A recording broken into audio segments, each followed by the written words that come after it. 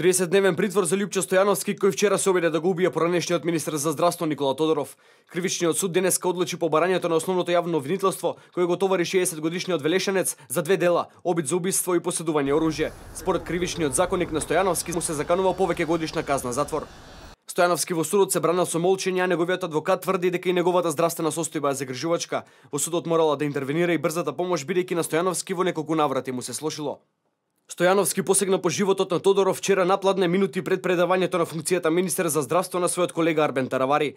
Напаѓачот според МВР два пати го барал Тодоров во својот дом, а потоа дошол и пред Министерството за здравство, каде од 40 сантиметри се обидел да пука во неговата глава. Приседноста на поранешниот министер му го спасила животот, а Стојановски веднаш потоа бил совладан од обезбедувањето и пренесен до клиничкиот центар.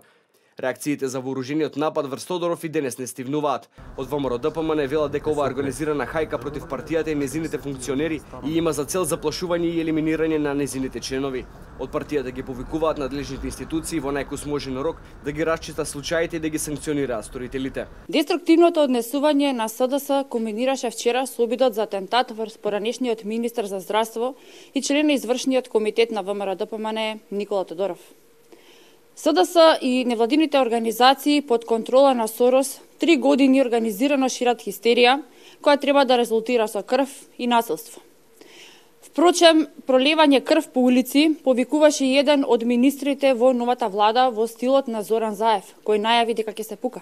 ВМРО ДПМН апелира јавното обвинителство да не подклекнува на притисоците и да се додржи до законот и професионалното и непристрасно постапување.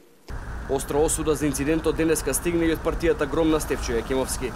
Според нас, ова насилство во голема мера е дозирано и предизвикано од страна на 3-годишната бескруполозна црна кампања, која што се водеше против поединци во зависност од времето и актуелните теми. И подсетувам, се водеше цели 3 години. Сметаме дека политичарите во Република Македонија мора многу да внимаваат на јавно кажаниот збор во поглед на оцрнувањето и демонизирањето на поединци од спротивниот табор. Бараме истрагата да утврди со кои двајца помошници е сторен овој грозоморен чин врз довчерашниот потпредседател на владата на Република Македонија и поранешен министер за здравство. Тодоров се уште јавно се нема произнесено за настанот. Првата фотографија од него по обидот за атентат јавноста ја виде синоќа од средбата на Тодоров со лидерот на ВМРО ДПМН Никола Груевски.